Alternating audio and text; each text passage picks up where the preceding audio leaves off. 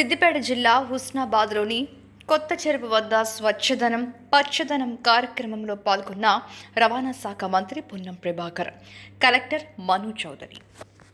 Each one plant అనే ఒక programme తీసుకుంటే ఎన్ఎస్ఏ నుంచి ఇవాళ మళ్ళా రాష్ట్ర ప్రభుత్వం తరఫునటువంటి కార్యక్రమం ప్రభుత్వం పరంగానే జరుగుతోంది.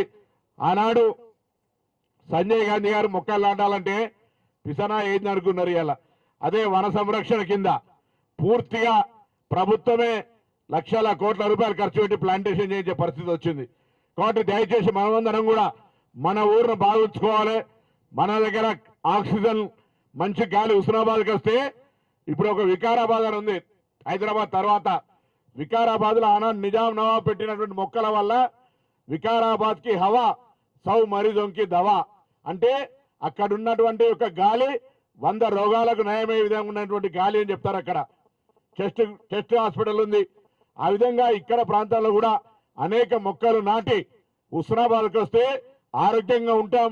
హుస్నాబాద్ ప్రజలు ఆ విధంగా అనేక మొక్కలు నాటిరని పేరు తెచ్చుకునే విధంగా మీరంతా భాగస్వాములు కావాలని కోరుతూ నమస్కారం చెప్తూ సెలవు తీసుకుంటా ఉన్నాను.